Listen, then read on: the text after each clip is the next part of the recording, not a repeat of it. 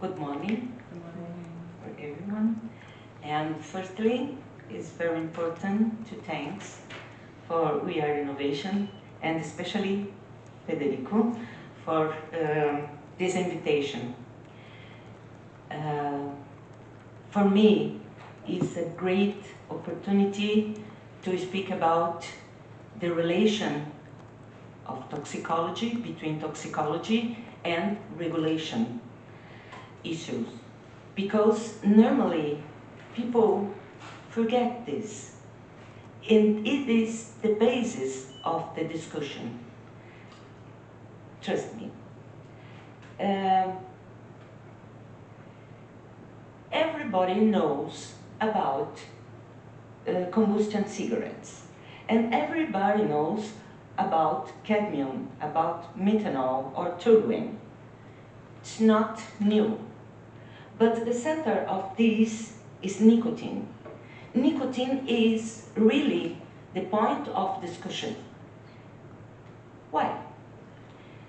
If we remember Professor Michael Russell, this phrase is very, very popular and very famous.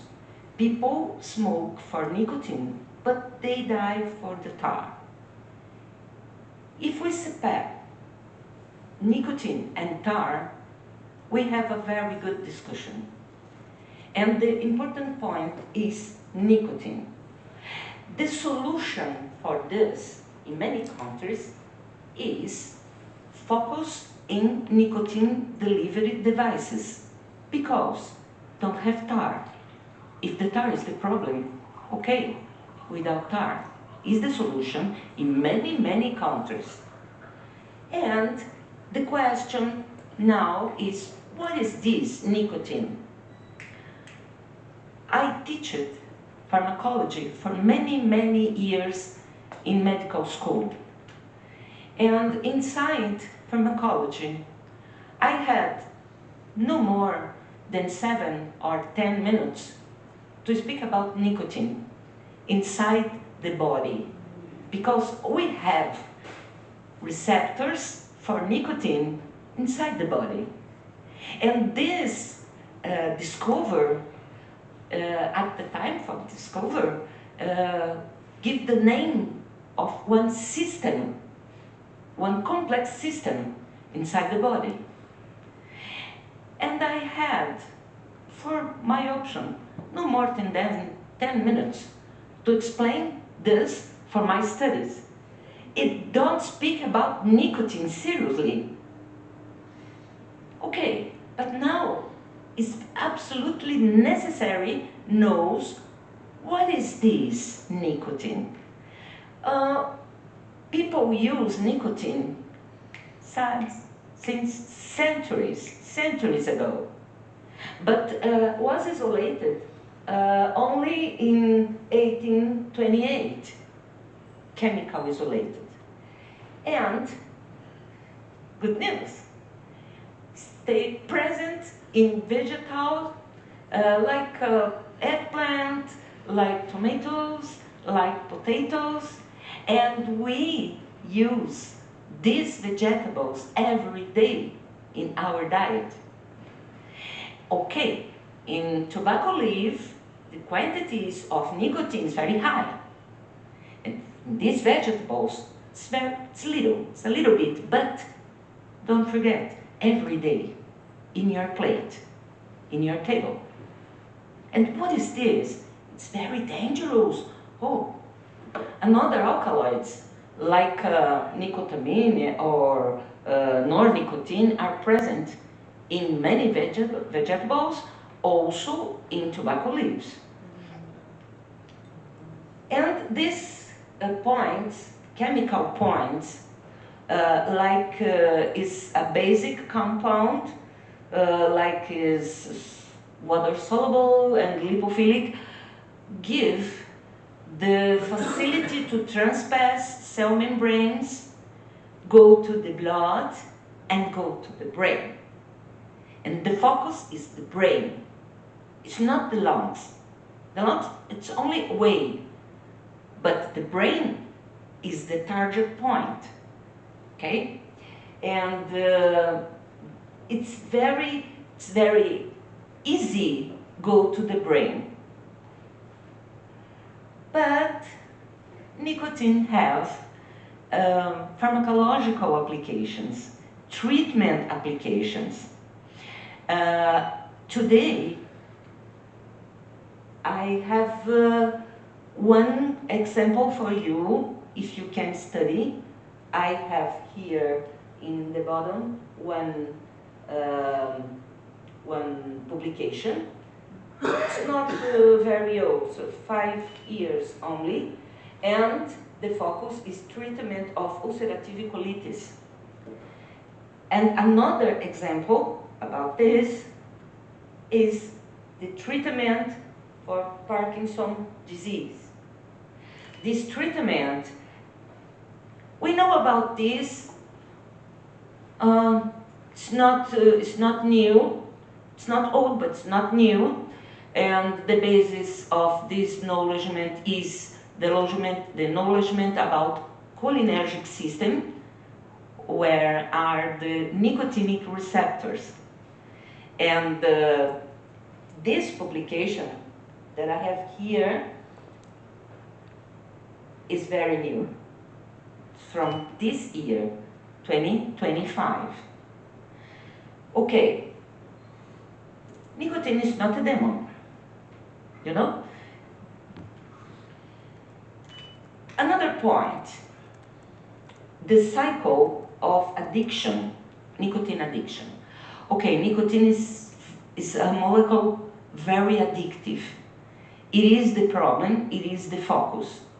If you never smoke, please don't start. But if you smoke, we have any options for you if you smoke for many years, for example. And the cycle of this addiction starts with a cigarette smoke. Well, cigarette smoke, and when this occurs, the nicotine level increase in blood quickly and go to the brain. Inside the brain, we have a very, very close relation about nicotine and dopamine. And dopamine is for pleasure. It's very good sensation. And arousal, mood modulation, also pleasure, and now tolerance and physical dependence. The body have this behavior from this situation. And the drug abstinence, also or nicotine abstinence at this point, go to withdrawal symptoms. And consequently, self-medication. Self-medication? Yeah, more nicotine and more smoke cigarette and society. Okay? I have a question. What can we do for those nicotine addicts who don't want or to can't quit? Delivered nicotine devices are for these people.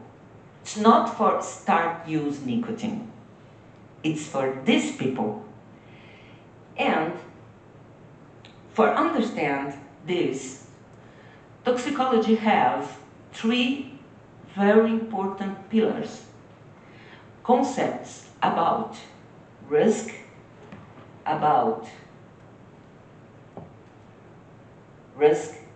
danger, and harm. The comprehension about this goes to the comprehension of the toxicology inside the regulation ways. Okay? Look at that. If you see this, you see a cliff. And this cliff, it's really a danger.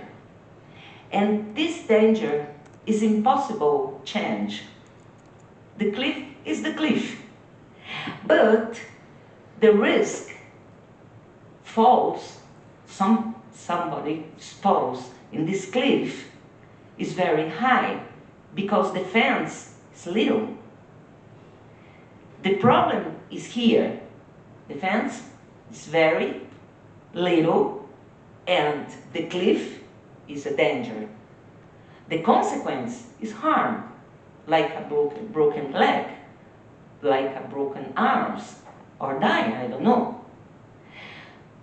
Well, toxicology studies the risk and this fence.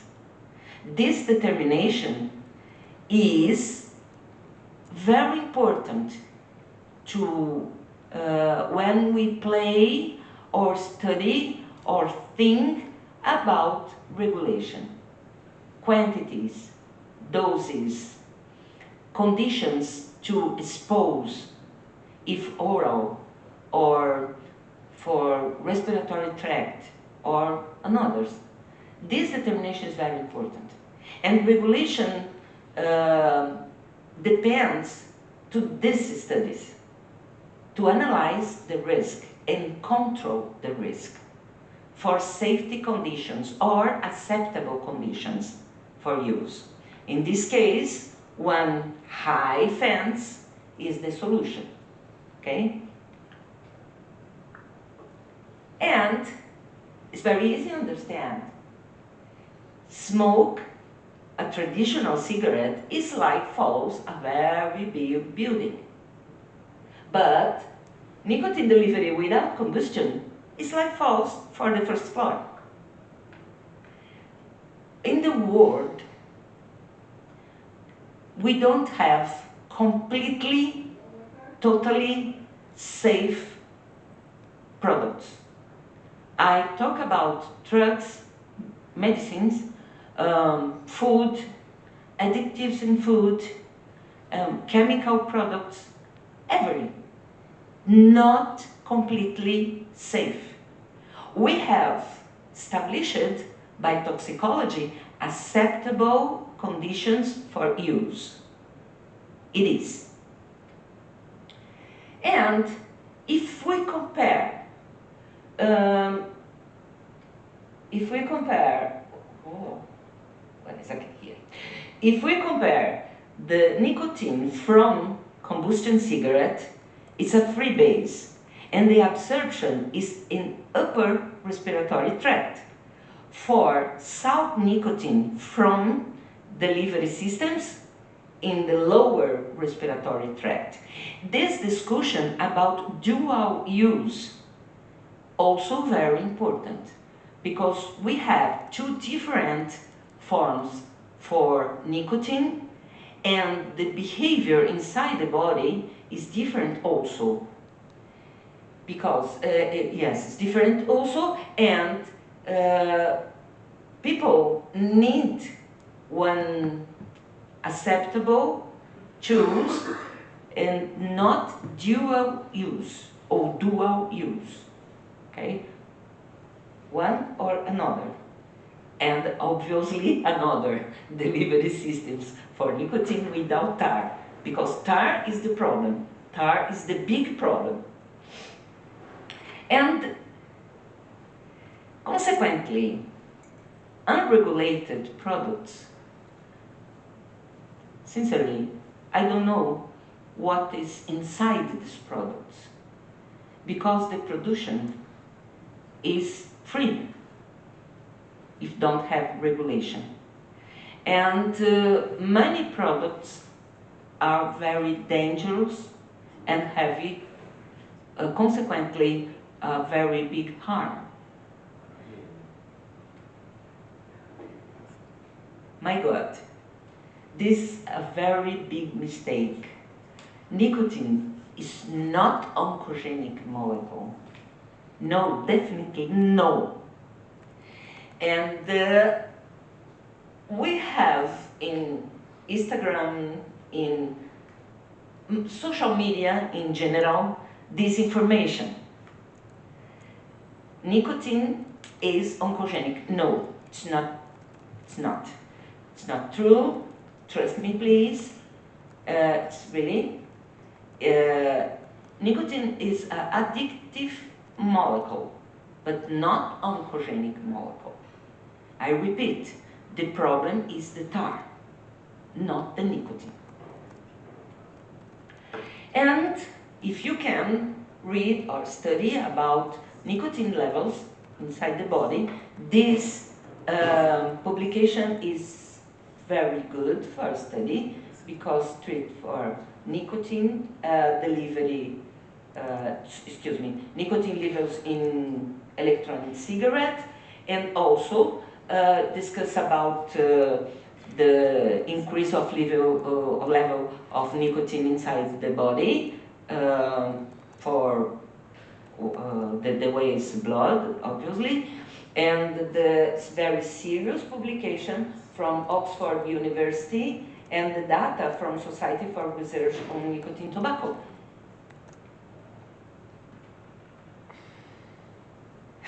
Another point. We have misinformation about this also, and mistakes to understand this. I saw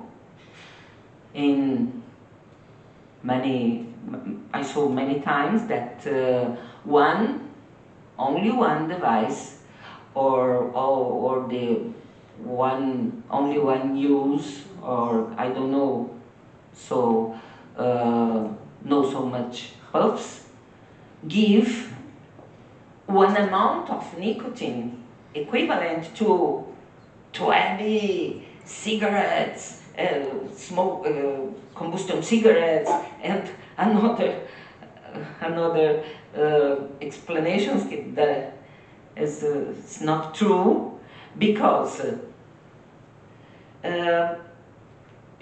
the really is this regulation products. The recommendation is 20 milligrams in 10 milliliters, 2%. In this situation, we have delivery from 0.03 to 0.1 milligram per puff. And when compared with cigarettes, from 1 to 2 milligrams absorbed nicotine from a single cigarette. Okay, yes, it's true. And we have in social media many mistakes about this. Obviously, this is relative to the type of device. Have many types of devices. The individual behavior, because people have individual behavior for both these devices.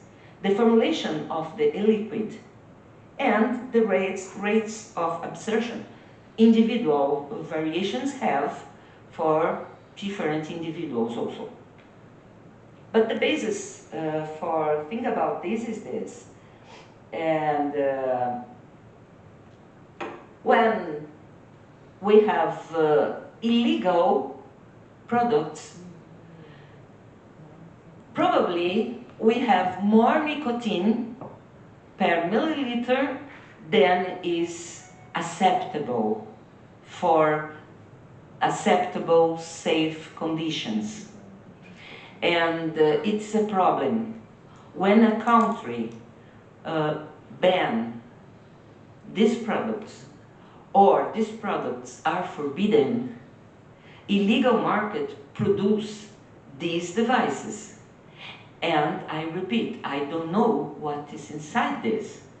And normally, a great amount of nicotine. Normally is this. And it's impossible to make this correlation between e-cigarettes and traditional cigarettes, because the device is not legal, it's not regulated. Not regulated is the problem. the big problem. And I have here one comparison between e-cigarettes and combustion cigarettes. This comparison tells us about 3 substances: formaldehyde, acetaldehyde, and acrolein. And the difference looked at 15 puffs, and when I compare formaldehyde, the quantity in micrograms is from 0.2 to, in traditional cigarette, 1.6. It's a very big difference. Remember, falls from the very high building and falls from the first floor. It is the difference here. And if we're looking for acetaldehyde, 0.11, and look at that. It's very big, the difference. And finally, but not less important, the regulation need look the power, batteries, power in the total. We have here one electric engineer and can explain better about this. But yes, but here one example is, if we consider 6.5 watts this design, we have for formaldehyde 6.5, well, 6.5 micrograms in 10 puffs. Compare with the traditional cigarette, formaldehyde, 74. It's very big, the difference. But if we compare acetaldehyde, for example, not detected, and here 1,200. It's like an Empire State versus the first floor. It's very big, the difference. Okay, the regulation need see this point, power, batteries, and others to related about this condition. In summary, it's toxicology. What is important to remember about this morning? Toxicology is the basis of regulation. Toxicology determines intervals for acceptable conditions to use nicotine without tar. If it's not regulated, forbidden, the risk is very high, very, very high. And we have many examples, like EVALI. EVALI is a very good example, because at the time of EVALI, these devices are not regulated, and people put inside THC and marijuana, and the problem is nicotine is water soluble, and this is not soluble in water. The solution is oil. What oil? Can you think one product healthy? Vitamin. Okay, but this inside a vitamin, an oil, and this oil go to the lung, and the consequence is death. Emergency, death. Okay, regulation is the way. Regulation, if we have regulation, we don't have or decrease problems and accidents with us. And we have in the world many examples of countries who ban these products and have public health crises and emergencies. Finally, toxicology is very important for this. Established rules, established doses, established frequency, and make for this one it's not secure, because I saw it's not don't have this in word, but acceptable conditions for use. Thank you. I am your disposition for explain what you need.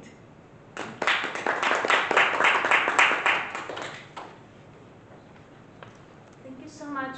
Ingrid, if you don't mind, I have one question. Thank you. So, given your background, given your professional expertise, what types of studies do toxicology conduct to determine the acceptable risk conditions for the use of electronic nicotine delivery device? Oh, good question. This answer is about not only nicotine or not only nicotine devices delivery, nicotine delivery devices, but for all substances. We have in toxicology one very important area, is preclinical trials. And this area, for this area, we have OECD protocols. And we have one line to make these studies. Firstly, study doses for one acute administration. The high dose and the lower dose. We make one interval between the highest dose and the lowest dose. The lowest dose don't have adverse effects, but effect. And the highest dose, when we see the first adverse effect. And this interval for drugs in general, for example, is the therapeutic interval. For another chemical products is the acceptable interval. In sequence, toxicology study repeated exposure for these doses inside these intervals. For 1 month, for 6 months, and study about embryo fetal toxicity and pregnancy, and also inside the cell, looking for the genetic material, if it's problem or not. If have a problem, discharge this molecule. If you don't have a problem, we have another study for 1 year to study if it's oncogenic or not. More or less between 5 and 10 years study about each molecule. And for these products, it's not different. This is regulation. Thank you. I think we have one more question, right? Good morning, Vidal Bishop from Express Newspapers. Are there statistics on nicotine addiction? Do you all have statistics on how prevalent the issue is, nicotine addiction? I don't know if you understand. Statistics of nicotine addiction. Oh, if yes, the world knows so much about nicotine addiction, because combustion cigarettes have a long history for study, and I don't know, but so much studies about combustion cigarettes. And look, this history starts with combustion cigarettes. And nicotine addiction, we know about nicotine addiction from this data. I saw, it's not new. And the word is very difficult for people, without exception, quit nicotine. We have many ways to try this, but we know also the more effective method is use delivery systems device and decrease the quantity of nicotine, the offer decrease. Firstly, with 20 milligrams in seconds, 12 milligrams, 5 milligrams, and no nicotine. And the final of this is behavior treatment to quit completely. Is the correct way to use these products? It's not for start, because it's very addictive, and we know about this from the combustion cigarettes.